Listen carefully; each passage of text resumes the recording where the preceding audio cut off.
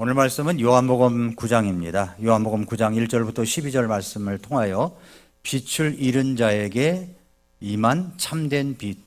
부제는 뭐냐면 강영우 박사와 3C의 삶 그리고 3B라는 내용입니다. 아마 이런 제목은 여러분이 이제 처음 들어보셨을 것이라 생각이 듭니다. 성도 여러분, 한번 눈을 감아 보십시오. 눈을 감아 보십시오. 이게 몇 개입니까? 다 감으셨군요. 이게 대답을 하는 분이 없으니까. 눈을 감으시면 아무것도 보이지 않습니다. 어둠이에요. 사람의 얼굴도 글자도 그 다음에 예배당 안의 모습도 느낄 수 없는 그곳에서 여러분이 무엇을 붙들고 살 수 있겠습니까? 자, 이제 눈을 뜨시고요. 1944년 양평의 문오리, 우리 이용여 자매님 집 있는 근처에서 태어난 소년이 있었습니다. 그는 장난기 많고 활발한 그런 아이였습니다. 당시 그의 집은 경제적으로 그렇게 좋은 편은 아니었지만 그래도 예수님을 믿는 그런 가정이었습니다. 그런데 이 중학생이었던 아이가 축구를 하다가 눈을 다쳐가지고 실명을 하게 됐습니다. 눈이 안 보여요. 당시에는 항생제도 부족했고 의료시설도 열악해서 한쪽 눈에 이 감염이 반대쪽까지 번지는 것을 막기는 어려운 상황이었습니다. 이 사고로 인해서 실명을 했어요. 그 이름이 강영우라고 하는 사람입니다. 강영우. 그의 어머니는 아들의 실명 앞에서 하나님을 원망하지 않고 오히려 더 깊이 기도하며 하나님을 의지했습니다. 그의 어머니는 절망 속에서도 하나님 앞에 무릎을 꿇습니다. 매일 하나님 앞에 새벽마다 일어나 기도하고 또 실명한 아들을 데리고 예배당으로 가서 하나님께 맡기며 기도했습니다. 나중에 이 강영우 박사가 그의 자세전에서 이렇게 이야기합니다. 나의 어머니는 무릎 꿇은 기도의 여인이었고 그 무릎이 내 인생의 가장 큰 학교였다. 이러한 기도의 영향력은 어린 강영우의 마음속에 하나님의 존재와 인도하심을 심어줬습니다. 비록 처음에는 믿음보다 분노와 절망 그리고 고립감이 컸지만 시간이 지나면서 어머니의 믿음이 그의 어린 아들 마음속에 영향을 주기 시작했습니다. 눈이 보이지 않게 되면서 그는 점자 교육을 받게 됩니다. 그 과정에서 점자 성경을 접하게 되었습니다. 말씀을 읽는 가운데 나는 왜 이런 고통을 겪는가에 대한 질문에 점점 더 말씀을 손으로 더듬어 읽어가면서 하나님의 응답을 받기 시작했습니다. 하나님께서 네가 보지 못하는 대신 다른 사람들에게 보게 하는 인생으로 쓰실 것이다. 이런 확신이 마음속에 들기 시작했습니다. 이후 고등학교 시절 깊은 기도와 말씀 속에 묵상 속에서 예수 그리스도의 십자가의 사랑을 인격적으로 체험하게 됩니다. 자신의 죄 때문에 예수님이 십자가에서 죽으셨고 그리고 부활하셨다는 사실을 알게 되었고 그리고 믿게 된 것입니다. 그는 이렇게 말합니다. 나는 눈을 잃었지만 영혼의 눈을 얻었고 이제 나는 하나님이 보여주시는 길을 따라서 살아갈 수 있게 되었다. 이 사건이 신앙의 전환점이 되었고 그는 자신의 인생을 하나님께 드리기로 결심합니다. 그는 그때부터 어떤 말을 많이 썼냐면 도전과 기회라는 말을 많이 썼어요. 도전과 기회. 빛을 따라 걷는 삶. 도전과 기회의 시작. 그 이후에 엄청난 의지와 하나님의 도우심으로 그의 양력을 잠깐 소개하면 PPT에 나와 있는데 초등학교를 이제 공부를 잘해서 졸업했지만 나중에는 연세대학교 교육학과에 입학을 하고 미국의 피츠버그 대학교에서 교육학 박사 학위를 받습니다.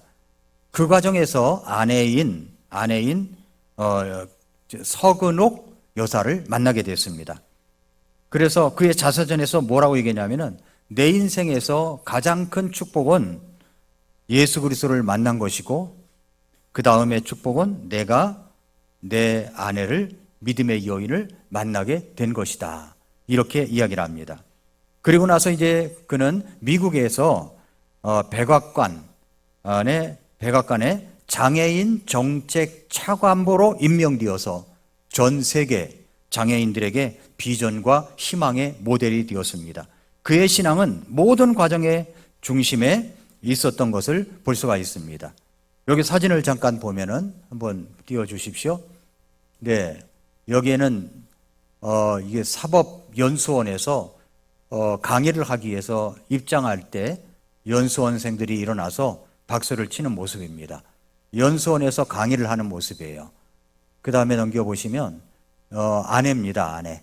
예, 그 전에 아내를 만나서 그 아내가 남편의 눈이 되어서 모든 것을 인도를 했습니다. 그리고 아들 둘을 낳았습니다.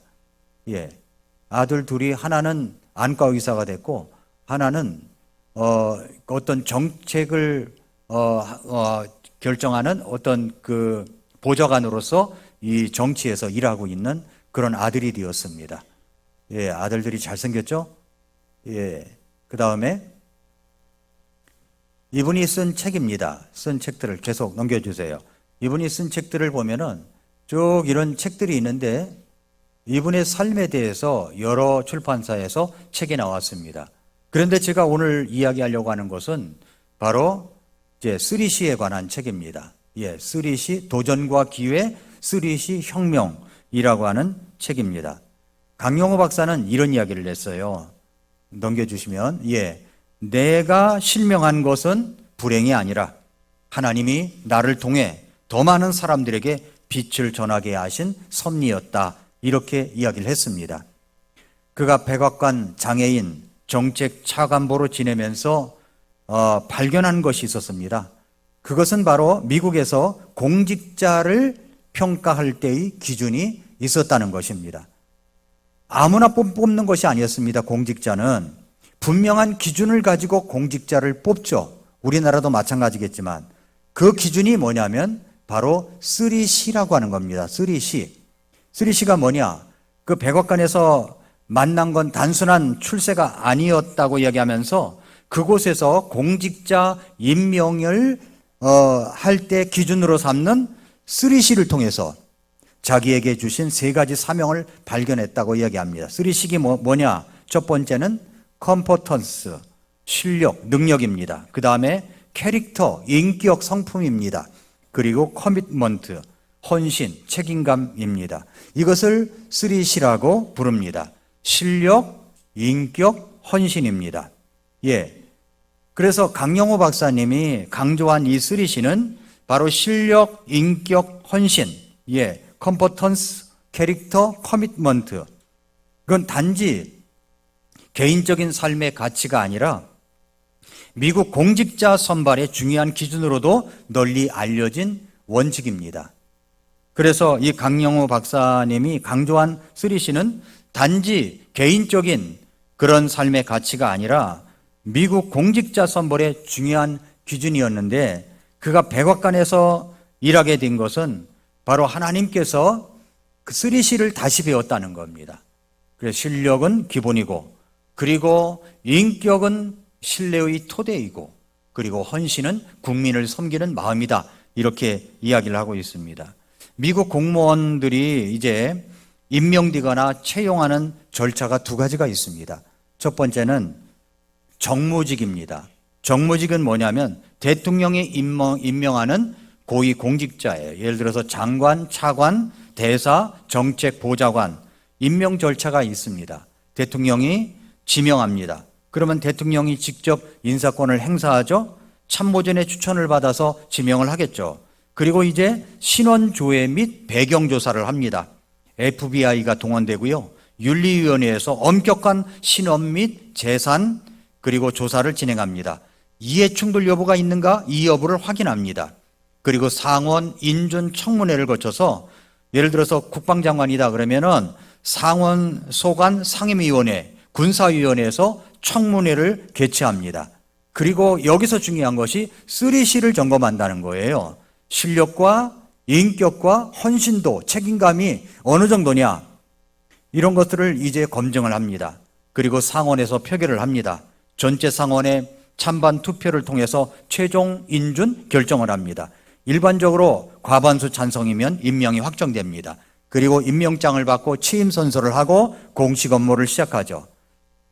그런데 이것이 이제 정무직이고, 경력직은 시험과 지원 절차를 거쳐서 채용되는 일반 행정 공무원이 있습니다. 공고 게시를 해요.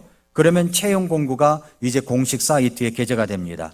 지원서 접수를 합니다. 그리고 이력서와 KSA를 이제 그 문서를 제출해요. 그것은 뭐냐면 이제 KSA라는 것이 어떤 지식적인 것, 그리고 스킬, 그리고 능력, 이런 것들을 이제 문서를 제출합니다. 온라인 시험을 보고 서류 심사를 병행합니다.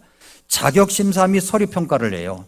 그리고 면접을 봅니다. 면접을 볼 때 3C의 기준을 적용해서 면접을 본다는 겁니다. 신원조회 및 건강검진을 하고, 그리고 채용 통보 및 오리엔테이션을 하고, 그리고서 이제 임명을 되어서 이제 공무원으로서 일을 시작하는 겁니다.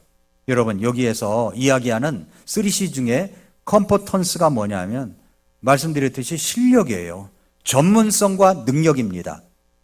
단순히 학력이 아니라 현장 경험과 문제 해결 능력을 포함합니다. 정책을 이행하고 실행할 수 있는 지적 능력, 전문적 지식, 그리고 리더십 스킬 등을 평가합니다. 그리고 캐릭터는 인격이죠. 도덕성과 신뢰성입니다. 미국은 공직자의 윤리성, 정직성, 국가에 대한 충성도, 그리고 도덕적 판단력을 매우 중요시 여깁니다. 그래서 FBI나 CIA 고위직은 물론이고 대통령 내각 후보자도 캐릭터 베팅, 그러니까 인격 검증을 반드시 거친다는 겁니다. 또 커미트먼트, 이것은 헌신도, 공공에 대한 충성도, 책임감이 얼마나 있는가를 본다는 거죠. 공직은 사익이 아닌 공익을 위한 봉사의 자리입니다. 공익을 위한 봉사의 자리예요. 자신을 위한 권력이 아니라 국민을 위한 책임감을 지닌 자를 찾는 겁니다. 그래서 강영호 박사와 3C를 보면은, 강영호 박사님은 백악관 장애인 정책 차관보로 임명되면서 공직자의 3C 정신을 실천한 대표적 인물이라고 하는 겁니다. 좀 전에 보여줬던 PPT를 한번 보여주십시오. 그는 그렇게 말합니다. 그 다음 거예요. 강영호 박사가 이야기할 때, 나는 백악관에서 일하는 동안 3C를 다시 배웠습니다. 실력은 기본이고 인격은 신뢰의 토대이며 헌신은 국민을 섬기는 마음입니다. 이렇게 이야기를 했습니다. 그는 시각장애인임에도 불구하고 백악관에 들어가 정책을 수립하고 전 세계 장애인들에게 영향력을 끼친 것은 이 세 가지 삶에 녹아 있었기 때문이라고 평가하고 있습니다. 오늘 저를 비롯하여 우리 모두에게 이렇게 3C를 갖춘 사람으로 살아가야 함을 이야기합니다. PPT 내려도 됩니다. 그리스도인이라면, 구원받은 하나님의 자녀라면 이 세상을 살아갈 때 적어도 미국 공직자 선발 시 갖추어야 할 자격 3C, 실력과 인격과 헌신도를 가지고 있어야 된다는 사실입니다. 저는 이것이 우리나라 지도자를 뽑는 선거를 할 때도 이 세 가지 3C 기준을 갖춘 사람이어야 하지 않겠는가 하는 말씀을 여러분에게 드리는 겁니다. 그렇지 않고 자기 사익을 위해서, 자기의 어떤 명예를 위해서 모든 권력을 이용하거나 이런 사람이 만약에 나라를 잡는다면, 지도자의 자리에 오른다면 우리나라는 급격하게 망할 수가 있다는 것입니다. 여기 3C의 자격을 늘 생각하고 여러분이 투표를 해야 되는 겁니다. 여러분이 여당이냐 야당이냐 이렇게 생각하시면 절대 안 됩니다. 중요한 것은 뭡니까? 중요한 것은 거기에 대한 실력을 갖고 있느냐 하는 것이고, 그뿐만 아니라 인품이 되어 있는가, 책임감이 있는가, 이걸 봐야 된다는 이야기입니다. 너무 수준 이하의 사람을 뽑아서는 안 됩니다. 완벽한 사람은 없겠지만은, 그러나 적어도 이 3C의 기준은 어느 나라이고 지도자를 뽑는데 동일한 기준이라고 생각이 됩니다. 오늘 저는 우리 어린이들을 위해서, 나아가 젊은이들, 우리 청소년, 청년 여러분들에게, 성도님들을 위해서 강영호 박사가 이야기한 3C 이야기를 먼저 했습니다. 또 소개하고 싶고 강조하고 싶은 것이 제가 늘 강조하는 3B입니다. 3B가 뭡니까? 3B라고 하는 것은 바이블, 북, 바인더예요. 바이블이 뭡니까? 바이블은 신앙의 기초와 중심을 이야기하는 거죠. 하나님의 말씀을 읽고 묵상하며 삶의 기준으로 삼는 것을 뜻하는 겁니다. 우리 어린이들 3명이 나와서 스피치를 할 때 다 성경 속에 좋아하는 인물을 자기들이 캐치해가지고 정리한 내용이에요. 단순히 읽는 것을 넘어서 말씀을 삶에 적용하고 암송하려는 노력이 포함된 겁니다. 우리는 온전히 보존되어 온 킹제임스 흠정역 성경을 갖고 있습니다. 이 귀중한 성경이 있으므로 이 성경을 날마다 읽고 듣고 묵상해야 하는 것입니다. 첫 번째 바이블, 그 다음에 두 번째 B는 뭐냐면 책입니다. 독서의 독서, 지성과 인격을 훈련하는 도구입니다. 성경 외에도 좋은 신앙서적, 자기계발서, 인문학 책들, 그리고 고전 책들을 읽으면 사고의 깊이와 삶의 통찰력을 넓혀주는 거죠. 지금은 AI 시대다. 그래서 AI에게 다 물어보면 된다라고 하는 시대이기도 하지만, 그러나 여러분, 정말 그런 어떤 AI의 대가의 CEO들이 자기 자녀들에게 야, 공부할 것도 없어, 이 AI에게 다 물어보면 돼, 그렇게 이야기할 CEO는 없다고 생각합니다. 일론 머스크가 그렇게 할까요? 그렇게 안 할 겁니다. 먼저 고전에 대한 공부를 충분히 갖추고 있어야 AI에게 물어봐도 실력 있는 질문을 하지. AI에게 질문할 때 오늘 날씨가 어떠니? 야, 오늘 길이 밀릴 것 같아, 안 밀릴 것 같아? 뭐 이런 질문만, 수준 이하의 질문만 한다면 이 아이들이 커가겠느냐 하는 겁니다.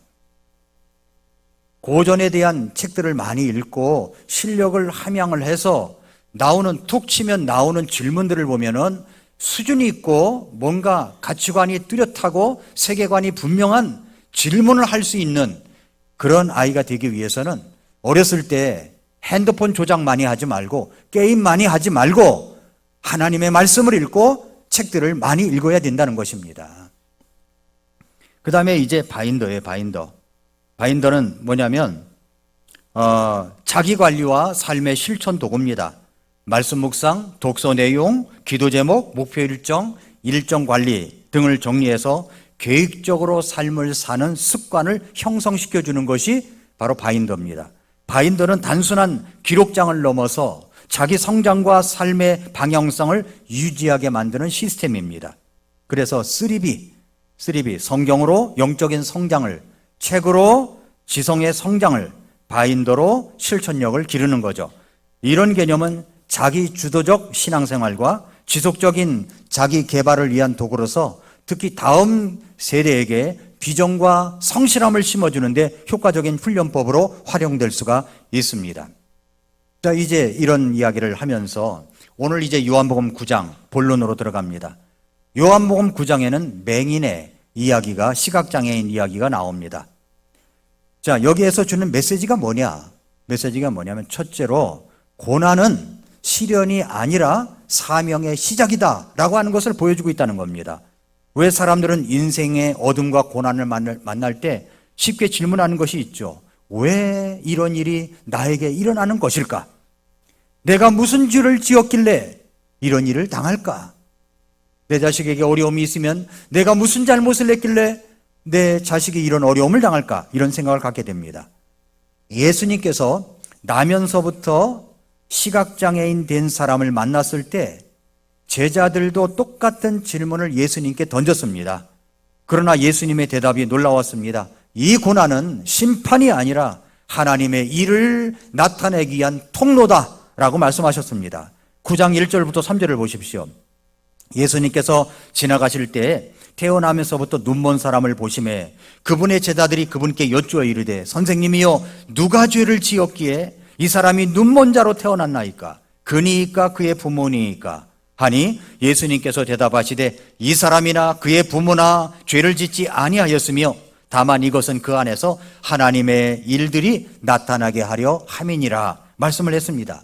사람들은 어떤 사람의 불행을 보면 어떻게 저런 불행이 온 것일까 하는 궁금증을 갖습니다. 당시 제자들도 똑같았습니다. 이 사람이 소경이 된 것은 누가 죄를 지었기에 저런 저주가 온 것이냐 하는 의문이었습니다. 본인이 죄를 지어서 그런 것일까? 아니면 부모가 죄를 지어서 그런 것일까? 그런 것이 물려받은 것일까? 하는 의문입니다. 많은 사람들이 내게 어떤 원치 않는 고난이 오면 그런 생각을 갖곤 합니다. 그 고난을 죄와 그리고 저주와 연결시키려고 하는 거죠. 한때 우리나라에 가계에 흐르는 저주라는 책이 나왔고 그런 이단들이 많은 사람들의 마음을 미혹했던 적이 있습니다. 가계에 흐르는 저주가 있다는 거예요. 조상이 뭐 잘못했다는 겁니다. 당신이 잘못했기 때문에 그 저주가 자식들에게 이른다고 이야기를 합니다. 예수님을 믿었는데도 그 가게에 저주가 흐르면 그것을 끊어야 한다고 하면서 집회를 하고 안수를 열고 뭐 뒤로 나가 자빠지고 하는 일들이 일어나는데 결국은 헌금을 하게끔 하는 이 잘못된 이단들이 있었습니다. 그러나 여러분, 내가 잘못했기 때문에 그 잘못이 자식에게 이어지는 저주는 없습니다. 이미 예수 그리스도를 믿음으로 모든 저주가 다 끊어졌기 때문입니다. 십자가에서 모든 것이 다 끊어졌습니다. 많은 사람들은 고난을 죄와 연결시키려고 합니다. 하지만 예수님께서 말씀하셨죠. 명심하십시오. 이 사람이나 그의 부모나 죄를 짓지 아니하였으며 이것은 그 안에서 하나님의 일들이 나타나게 하려 함이니라. 이 고난은 하나님의 일을 드러나기 위한 준비된 무대라는 겁니다. 강용호 박사가 그랬습니다. 시력을 잃었지만 그의 인생은 고난의 어두운 밤을 뚫고 수많은 사람들에게 하나님의 빛을 비춘 인생이 되었습니다. 그는 미국의 백악관까지 들어가 정책 차관보로 일하면서 하나님께서 자신에게 주신 사명은 자신을 통해서 쓰리시, 실력과 인격과 그리고 충성도를 통하여 하나님을 드러내라는 사명으로 삼았습니다. 성도 여러분, 어린이 여러분, 힘든 일이 있습니까? 어려운 일이 있습니까? 오늘 우리에게 있는 고난도 그 안에서 하나님의 뜻이 감추어져 있다는 것을 잊지 마시기를 바랍니다. 고난은 무너짐이 아니라 사명으로 들어가는 문입니다. 예수님의 말씀을 꼭 기억해야 됩니다. 이 사람이나 그의 부모가 죄를 지었기 때문이 아니라 그것을 통해서 그 무대를 통하여 하나님의 일을 드러내려 함이니라 말씀하셨습니다. 고난을 무대로 해야 할 것은 무엇입니까? 실력을 쌓는 거예요. 그 고난이라는 무대 속에서 실력을 쌓는 겁니다. 그것이 바로 컴퍼턴스, 실력입니다. 전문성과 능력을 길러야죠. 실력의 세 가지 핵심 요소가 있습니다. 그게 전문성이에요. 특정 분야에서 깊이 있는 지식과 기술을 갖추는 겁니다. 예, 교사는 교육학이고 엔지니어는 설계 능력이고 목회자는 성경 해석 능력, 프리치의 능력입니다. 그 다음에 전문성, 두 번째는 문제 해결 능력이에요. 지식만 많은 사람은 많지만 실제 상황에서 문제를 해결하고 방향을 제시하는 사람은 적습니다. 그래서 현장에서 유용하고 적용 가능한 실력을 말하는 것이고 지속적 성장을 말하는데 세 번째는 이 컴퍼턴스는 고정된 것이 아니라 계속 자라나는 능력입니다. 그리고 책 읽기, 훈련 멘토링을 통해서 계속 발전시켜 나가는 거죠. 강용호 박사님은 비록 그는 시력을 잃었지만 미국 백악관 장애인 정책 차관보로서 일할 정도로 자신의 역량을 키우는데 집중했습니다. 책상 위에 늘 하나님의 말씀인 성경책이 있었고 그리고 책이 있었습니다. 목표와 계획을 가지고 철저히 실천했던 분이었기 때문에 그가 비록 시각장애인이었어도 불구하고 그에 맞는 방법, 점자, 음성, 옆에 조력하는 사람을 통해서 우리가 이야기하는 대로 이야기한다면 우리가 그 바인더를 실제로 활용했을 가능성이 매우 높다는 겁니다. 그렇습니다. 인생에 있어서 무대는 계속 바뀝니다. 하버드대를 나오고 정치에도 입문했었고 많은 젊은이들에게 꿈을 심어주었던 홍정욱 씨라는 분이 있었습니다. 이분이 7막 7장이라는 책을 썼어요. 그 내용이 뭐냐면 인생의 무대는 계속 바뀐다는 겁니다. 그러면서 자신을 이야기하는데 자신의 무대는 10대에서는 미국으로 떠났고 20대는 법조계와 금융사와 스타트업에서 일했고 30대는 언론사주와 국회의원 옷을 입었고 40대는 그 옷을 벗고 환경과 경영에 전념했고 그 다음에 50대에 와서는 경영을 계속하고 있다고 이야기를 합니다. 그런데 그가 뭐라고 얘기했냐면은 소명을 찾으려는 열망이 있는 한 내게는 살아갈 이유가 있다 그랬습니다. 스티브 잡스는 말하기를 뭐라고 그랬냐면은 시간은 한정돼 있다. 그러나 다른 사람의 삶을 사느라 네 시간을 낭비하지 말라. 그렇게 이야기를 했습니다. 그렇습니다. 우리 인생의 무대도 고난이라는 무대가 있었다면 다음은 또다시 바뀌는 거예요. 요셉도 그랬잖아요. 처음에 무대가 너무 좋았지 않습니까? 11번째 아들로 태어나서 아버지의 사랑을 독차지하고 또 채색을 입고 그렇게 살았습니다. 그러나 그는 인생의 청소년기, 청년기를 고난이라는 현장에 가 있었습니다.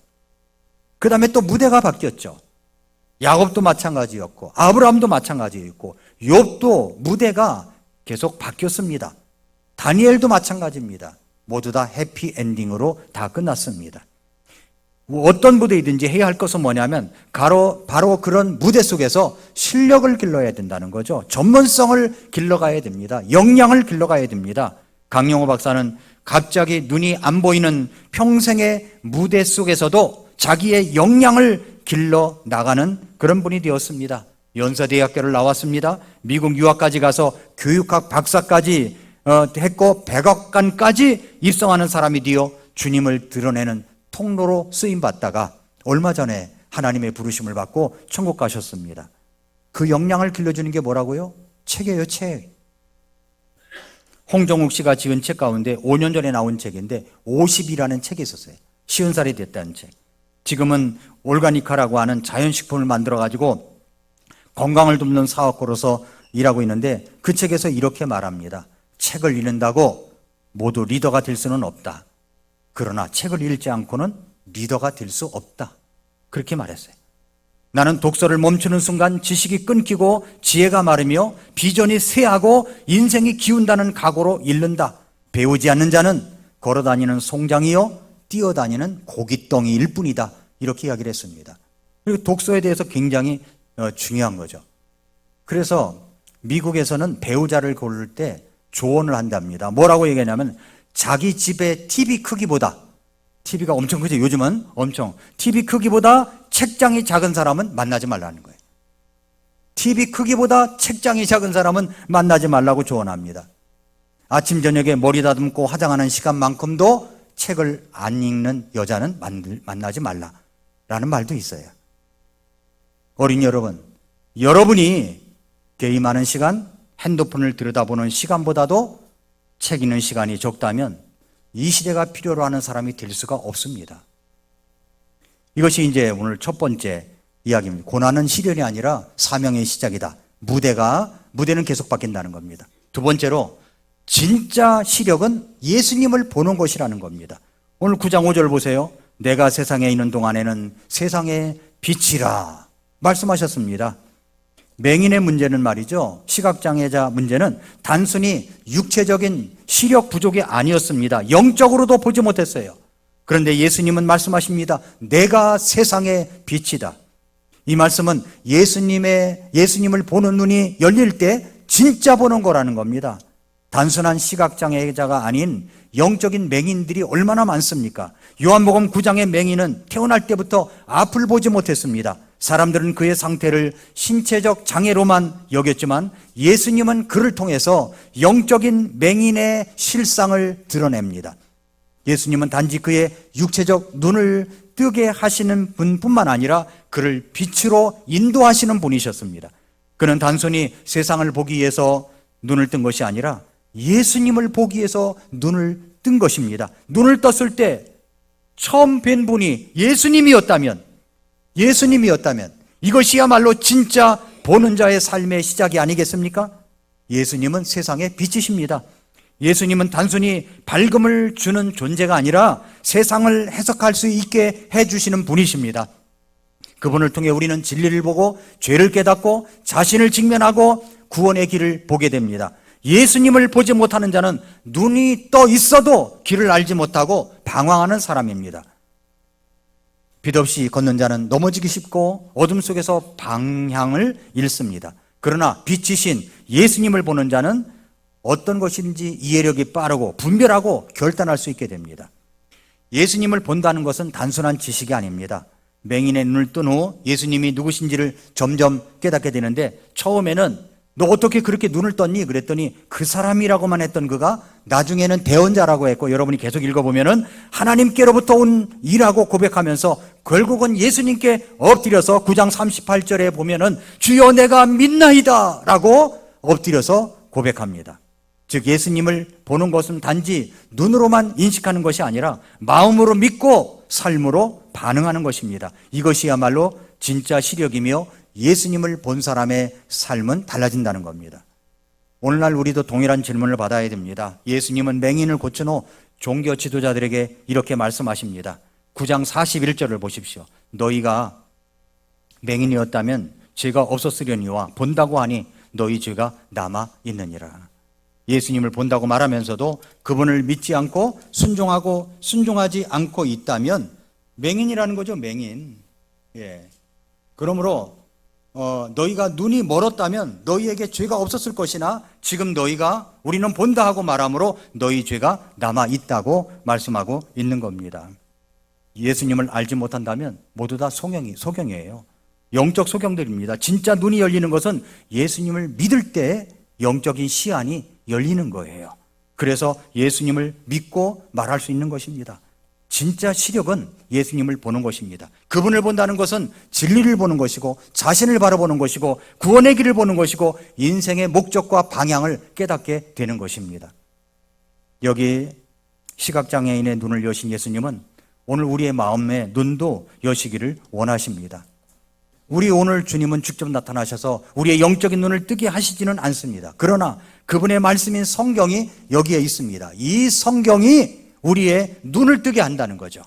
이 성경이 말씀하시는 것을 여러분 들어보십시오. 시편 119편 18절에 주께서 내 눈을 여사 주의 법에서 나오는 놀라운 것들을 내가 보게 하소서, 그렇게 이야기를 했습니다. 그렇게 될 때 우리 인격이 달라지는 거예요. 캐릭터가 달라지는 겁니다. 우리의 인격을 달라지게 하는 것은 하나님의 말씀입니다. 그래서 성경을 읽어야 됩니다. 성경 말씀을 들어야 됩니다. 성경을 가까이 해야 합니다. 그래서 나는 성경을 제일 좋아합니다. 이것이 노래뿐만 아니라 내 것이 되어야 된다는 말씀입니다. 마지막으로 믿음의 순종은 기적을 가져온다는 거예요. 믿음의 순종은 기적을 가져옵니다. 9장 6, 7절 보니까 이렇게 말씀하신 뒤 그분께서 땅바닥에 침을 뱉고 침으로 진흙을 이겨 눈먼 사람의 눈에 진흙을 바르시며 그에게 이르시되 가서 실로암 못에서 씻으라 하시는데, 실로암은 번역하면 보내어졌다는 말이라. 그러므로 그가 자기 길로 가서 씻은 뒤 보면서 왔더라 그랬어요. 갈 때는 어떻게 갔어요? 누구 인도를 받아서 갔겠죠? 자기가 실로암이 어딘지도 모르니까 인도를 받아서 갔겠죠. 그런데 돌아올 때는 어떻게 와요? 자기가 눈을 떴어요. 보면서 왔다고 해요. 보면서. 이 얼마나 놀라운 말씀입니까? 이건 매우 짧지만 그 안에는 믿음이 들어있고 순종이 들어있고 사명이 들어있고 회복이 들어있고 기적이라는 이 5가지 핵심 주제가 이 안에 응축되어 있는 것입니다. 예수님의 명령이 뭐예요? 가서 씻으라. 이것은 아주 도전적인 말씀 아닙니까? 내가 맹인인데 어떻게 가지? 앞 못 보는데 어떡하지? 그는 아직 보지 못하는 상태입니다. 어디로 가야 할지, 실로암 못이 어디 있는지도 직접 볼 수 없어요. 누군가의 도움을 받지 않으면 안 됩니다. 그러나 예수님 말씀은 순종을 요구하는 겁니다. 실로암의 의미는 보내어진 곳이라고 그랬죠. 실로암을 해석하여 보내어진 곳이라고 요한복음은 설명하고 있는데, 이것은 단지 물리적 위치만을 말하는 것이 아니라 하나님의 뜻 가운데 정해진 장소를 의미하는 겁니다. 이 맹인이 보내심을 받은 자의 말씀에 순종하며 보내어진 곳에 갔다는 것은 말씀에 대한 전적인 믿음과 복종을 보여주는 겁니다. 믿음의 걸음이 기적을 만들었습니다. 그러므로 그가 자기 길로 가서 씻은 뒤, 이거 순종이죠? 자기 길로 가서 씻은 뒤 실로암에 가서 씻으라 했더니 가서 자기 길로 가서 씻은 뒤 그 다음에 뭐가 일어나요? 보면서 왔다고 얘기했어요. 보면서 왔다. 씻은 뒤 보면서 왔다는 것은 그가 순종한 이후에 기적이 임했다는 사실입니다. 순종하면 기적이 임하는 것입니다. 믿으십니까? 그렇습니다, 여러분. 이 말씀은 단지 어떤 옛날에 일어난 한 기적의 이야기가 아니라 오늘을 사는 우리 삶의 원리를 보여주는 겁니다. 우리는 자주 보여야 믿고 순종한다는 말을 자주 합니다. 그러나 하나님은 믿고 순종하면 보게 될 것이다 말씀하십니다. 믿음은 내가 지금은 보지 못하지만 주님을 신뢰하고 움직이는 것을 말하는 겁니다. 그리고 걸음 속에서 기적은 준비되어 있는 거죠. 거기까지 가서 씻어야 기적이 일어나는 거예요. 주님의 말씀 들었다고 기적이 일어나는 것이 아닙니다. 여기 오늘 우리는 3C 중에서 커미트먼트, 헌신, 공공에 대한 충성도가 증명되어져야 합니다. 그것을 가장 뒷받침하고 훈련하는 도구는 바로 우리의 바인더라는 거예요. 묵상기록, 실천기록이라는 겁니다. 그래서 여러분, 우리가 정리하자면 우리의 헌신은 내가 하나님의 공동체 안에서 약속한 충성입니다. 그 헌신의 내용을 내가 글로써 기록하고 기억하고 반복적으로 점검함으로써 그 커미트먼트가 일시적 감정이 아니라 삶의 습관으로 우리가 증명되어져야 한다는 겁니다. 성도 여러분, 예수님은 우리의 눈을 뜨게 하시고 이제 빛의 통로가 되라고 말씀합니다. 제가 설교 노트에 3C와 3B에 연결되는 그것을 갖다가 핵심 설명을 해놨으니까 보십시오. 이걸 구체적으로 시간상 다 설명하지는 않겠습니다.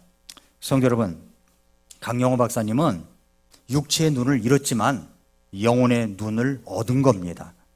그는 3C, 실력, 인격, 헌신의 삶을 살았고 3B, 성경과 책과 그리고 자기 관리로 구체적으로 훈련하며 실행했던 사람입니다. 나는 눈을 잃었지만 인생의 방향을 보게 되었다. 나는 어둠을 지났지만 빛 대신 예수님을 보게 되었다. 그는 그렇게 말하고 있습니다. 그렇다면 지금 우리는 무엇을 보고 있습니까? 여러분은 지금 어떤 어둠을 지나고 계십니까? 혹시 고난 속에 계십니까? 그렇다면 그 고난은 여러분의 실력을 쌓기 위한 무대라고 생각하시면 됩니다. 가서 실로암 못에서 씻으라. 믿고 순종하라. 그리하면 보게 되리라 말씀하십니다. 성도 여러분, 눈이 보이지도 않고 귀로도 들을 수 없고 말도 못하는 삼중고의 시련을 겪었던 헬렌 켈러 여사가 이렇게 이야기를 했습니다. 가장 불쌍한 사람은 눈은 있지만 비전이 없는 사람이다. 그렇게 이야기를 했어요. 귀는 있지만 말씀을 들을 귀가 없는 사람들, 말은 할 줄 아는데 믿음의 말을 할 줄 모르는 사람, 다 벙어리들입니다. 성도 여러분, 오늘 우리 어린이의 주일을 맞이해서 우리 아이들이 바로 이렇게 3C와 3B로 연결돼서 잘 성장해 갔으면 좋겠습니다. 우리 어린이들뿐만 아니라 우리는 주님 안에서 다 하나님의 자녀들이니까 그렇게 성장해 가야 된다고 믿습니다. 성도 여러분, 오늘 예수님께서 우리의 마음에 다시 빛을 비추십니다. 그 빛은 고난을 이기는 능력이고 인생의 길을 밝히는 불빛이고 그리고 우리를 구원에 이르게 하는 빛이며 우리를 결국은 승리하게 만드는 도구가 될 것이라고 믿습니다. 기도하겠습니다.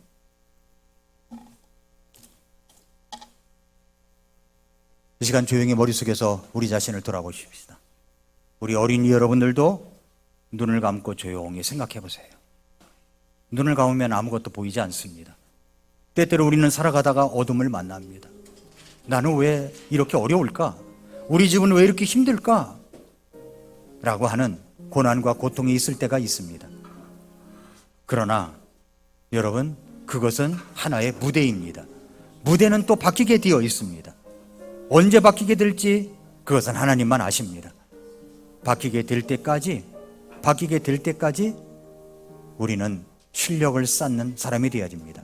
인격을 쌓는 사람이 되어야 됩니다. 우리 하나님 앞에 이 시간 한번 기도하실까요? 하나님, 제가 지금 있는 무대에서 주님을 향한 실력을 쌓는 사람이 되기를 원합니다. 도와주시옵소서. 우리 같이 기도하겠습니다.